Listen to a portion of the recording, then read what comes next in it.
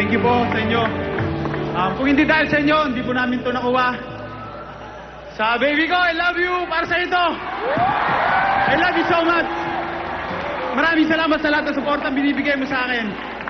Sa mami ko, sa pamilya ko, maraming salamat sa ate ko. Sa kuya ko, sa ate ko. Ha? Woo! Alam nyo na. Sila Dan, sila auntie, I love you. Sila mo, sa lahat ng taga Pangasinan, maraming salamat sa lahat po ng bumubuo ng San Miguel. Sa lahat po ng bumubuo ng San Miguel, aray ko. Thank you. Thank you so much. I love you, Mama, para sa ito. Woo!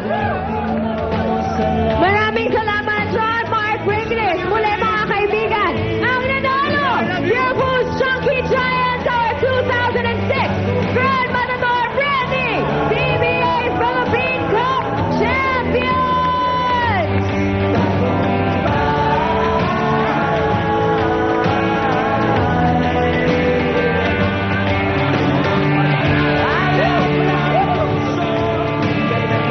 Certainly a fitting combination to an exciting series between two intense ball clubs.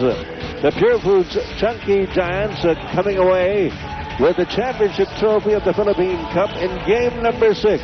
The same number of games that it took Red Bull, their opponents in the Philippine Cup, for Red Bull to win it in the Fiesta Conference just a few months back.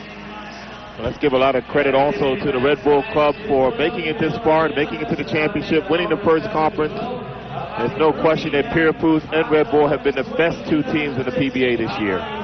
All right, and right now we'd like to bring in our colleague Jason Webb. Jason! Well, thank you. James, alam mo, so many, last year, you fell short dun para makuha yung Rookie of the Year.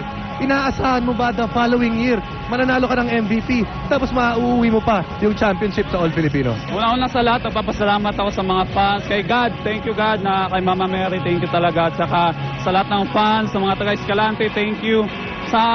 Hindi ako na-depressed doon sa hindi ko nakuha yung Rookie of the Year kasi alam ko naman na deserving si Rich doon eh. So kasi nakadalawang semifinal sila. So para kay Rich talaga yon. Alam mo ba, ano ba James, talaga bang inspirado ka lang ba talaga nung